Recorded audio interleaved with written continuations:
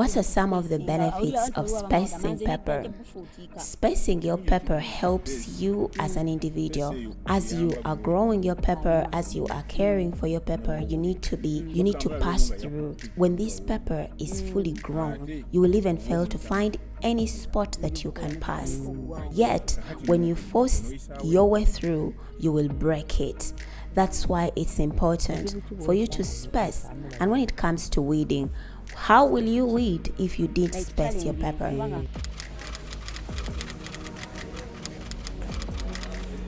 One of our biggest challenges is pepper is very expensive to grow. If you grow it in a place, sometimes it can even die, just like this place. 2 acres and they all died off. And now you see the other part where chili is. I'm always having workers in the garden weeding the whole area. The other thing is you can grow pepper. By the time pepper is ready for harvest, the demand for pepper is not big, yet your harvest is plenty. And by the time there is scarcity in the market and now the prices are high for pepper, at that time you do not have pepper because you sold at the low price, and now you do not have any pepper to sell when the prices are high. That's another challenge we face.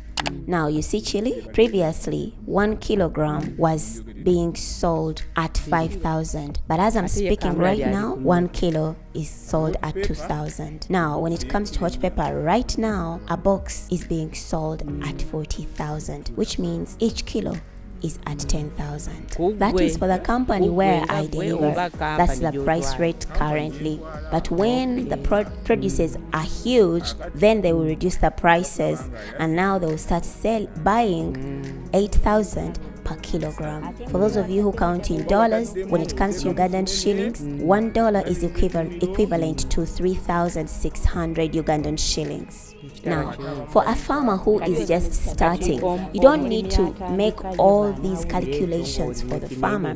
Don't calculate all these things. All he needs to know is this: when you're growing pepper, in your mind, set yourself that a box is going to be sold at 5,000 Ugandan shillings. When you set your mind like that, even when prices change in the market, your brain has been set at a place where it cannot receive a disappointment. Also tell the beginner, if you grow 1 acre of pepper, you'll be harvesting 200 boxes each week. Now, if you're selling 5,000 each box, 2,000 boxes, how much will you be earning? That's 1 million Ugandan shillings per week. What kind of crop here in Uganda can you grow and harvest every week?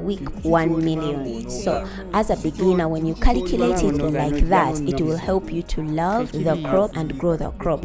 That way, if by the time your harvest comes and the box is at 10,000, that will just encourage you, because even if the prices fluctuate, they will never go below 5,000. They still take all your produces.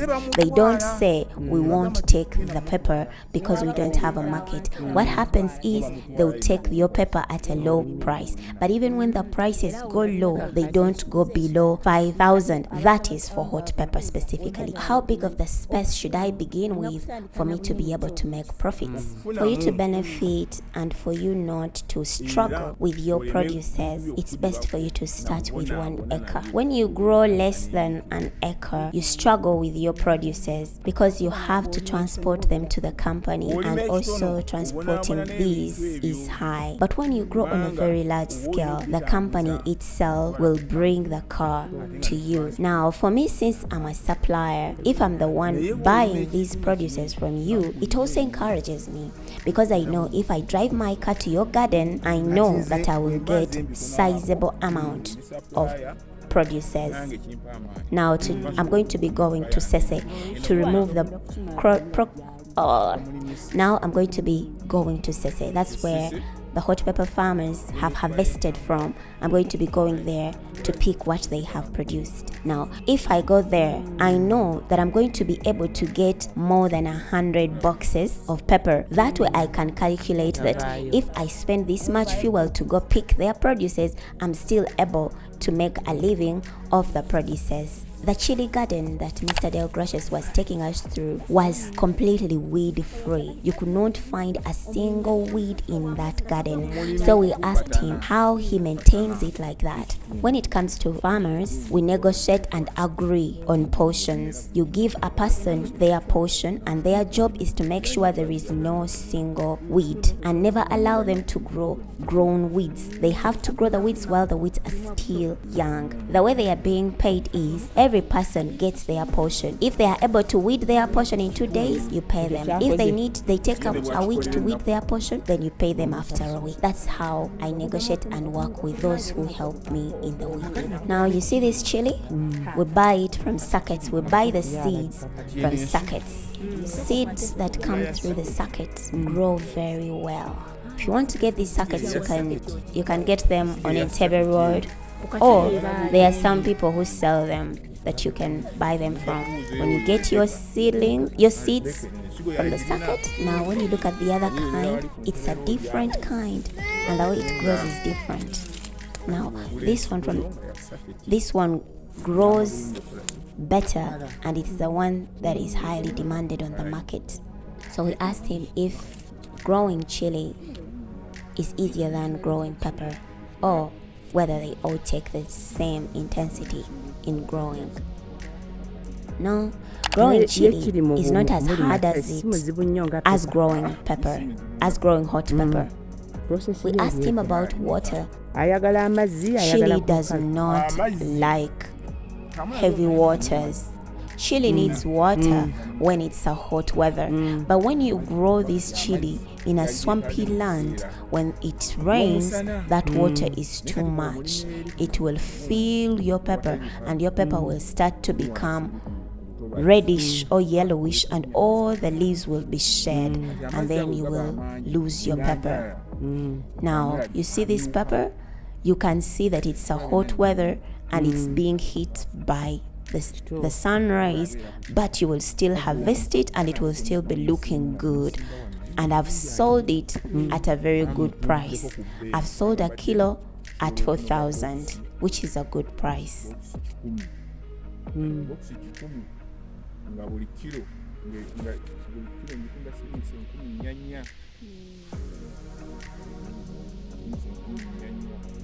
We asked him how someone can take care of chili in order to get better produces.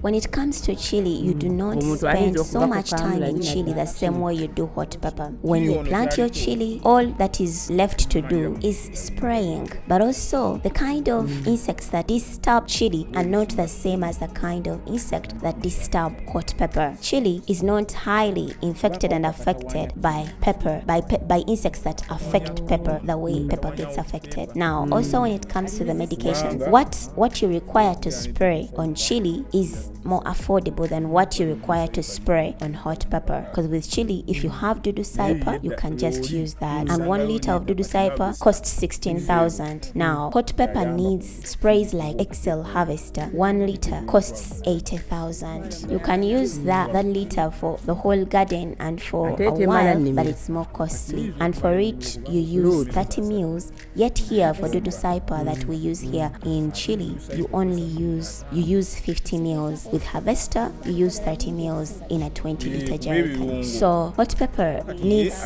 more ingredients, and it is attacked by diseases for leaves, diseases that attack the actual fruit, and it also gets attacked by moth. If they find moth in your pepper, they just throw away your pepper, and the only way you can treat moth is by treating the leaf. Yet the medication that cures moth is the kind of medication that was prohibited on the market. That is Striker. Striker is not allowed in the market. So the best thing that you can do is to make sure you weed your garden, take care of it, make sure there is no single weed, no grass. Also use traps so that you can minimize the amount of medication that you need to spray. That way you can take care of your garden without using so many chemicals. Ate nga mbajagala leero.